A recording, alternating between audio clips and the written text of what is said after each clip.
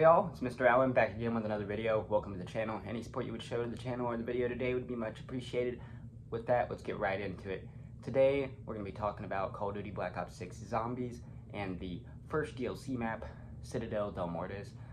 My bad if I butchered that name. For now, we're just going to call it Citadel. And it is the castle-y, kind of more medieval kind of themed zombie map they came out with here. It has the pretty awesome, unique new wonder weapons they're bringing to the games and whatnot. And it was really their first strive at trying to add content to the new Call of Duty Black Ops game. And I was very excited for it. It looked like it was going to be pretty good, and they really sold me on it. I think it was pretty good. We have them in this awesome environment. So first off, pretty awesome design on the map. I think it's kind of hard to compare all three of the maps because I find that all three of them are very similar. I do think it is my second favorite of them. I still think my favorite is Liberty Falls, and this one is kind of fall in between, just kind of coming out a little on top of Terminus. And I've played it probably, 4 or 5 times at this point, and I've gotten to use a few of the new wonder weapons, and I've gotten to play with friends and kind of experience a bit of the Easter egg, even though Liberty Falls is still the only one I've completed the Easter egg on and, played probably more than 10 times. I would still say that, this is another really good one. To talk about the wonder weapons real quick, just because they're super cool, and it's really been interesting at the very least to see what they're doing with the wonder weapons in the new Black Ops 6 game. We have these swords. They went with swords to kind of match that medieval dragon-y aesthetic they kind of went with again. There isn't that many actual dragons like in the Black Ops 3 era of things, but there is these awesome medieval swords. I got to use 3 of them. At full power, I got to use the electric sword and the black hole sword. Both were very cool, very powerful. One-hit kills up to whatever round I got to, and I think I was somewhere in the 20s or 30s at some point. I really particularly liked the power behind the electric sword, but I really liked both of their special abilities. I just felt like the black hole sword needed a little more bang to its actual standard whack. I got to try one other sword, but it was before we figured out how to properly power them all up or something like that, and we were still trying to figure it out in the little party I was playing in, and I think it was called like the lion sword or something, but I did not get to use it at full power. It was still a one-hit kill, still cool, but yeah, that's all the wonder weapons I've gotten to try at this point of recording this video, at least of the new ones. Of course, I've tried this version of the ray gun. I tried the jet gun. I tried a few of the other ones, but this is my first time trying those ones, and super cool. I do look forward to hopping back into the map eventually and using those again some more. The actual bits of the Easter egg I did get to see and stuff looked very interesting. I can't wait to fully dive into all the story, so they definitely still have me excited for all that.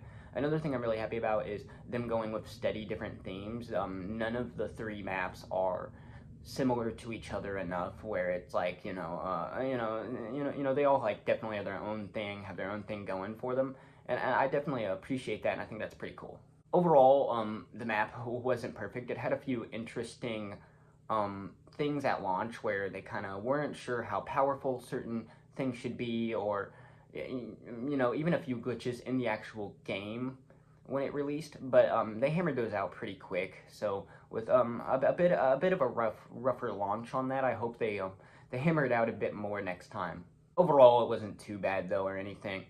I don't have too much else to say about this map other than it was a ton of fun, and it really makes me hope that whenever it comes to the second map and, just continuing to go back into these ones in the future, that I continue to feel good about them, and I continue to look forward to see what they're doing, and, I can't wait to, I hear all these rumors in the community. I can't wait to see if any of those come to light or what exactly we're going to be getting. And of course, I'm still excited for the rest of Call of Duty Black Ops 6 as well. They had other multiplayer content and whatnot come out that I messed with a little bit, but not too much. And overall, I'm here for the zombies for the most part.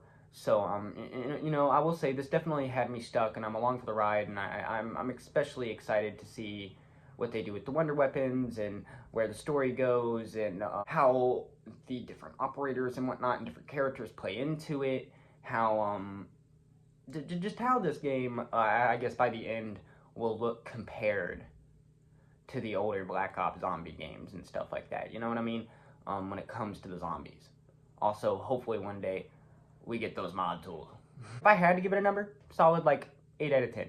Pretty good map. And you know, if you're looking for bosses, it had some awesome boss stuff going on. It had the parasites, the spider guys that I'm blanking on the name of right now, the big dudes with the rockets. It had an ending boss that was absolutely insane. Giant boss, giant health bar, just overall crazy. Absolutely insane boss. Definitely one of the crazier ones I've seen them do in Call of Duty Zombies. Definitely worth playing through and checking out. Almost alone just to see that for the one time. It almost when you're in it, they really do a great job at making it feel borderline theatrical, and you know, it was super cool. Let me know how y'all are feeling about Call of Duty Black Ops 6 Zombies and going forward, and are y'all still excited for the new content? Really, I'm just happy that they're not super taxing for it and that it's finally free, and if they can figure out a way to continue to make that happen, that would be, I think, awesome for the overall community, especially, you know, people that aren't really wanting to dish out tons of money towards Call of Duty games every year.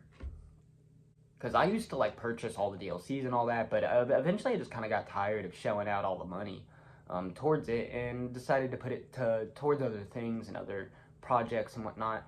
And you know, I did on some level miss it, so it's been really nice to kind of have access to it right away, not have to like you know, plan to buy it or you know, something like that. You know, it's been really cool. Yeah, but with that'll be all I really got to say today. All I really wanted to ramble about.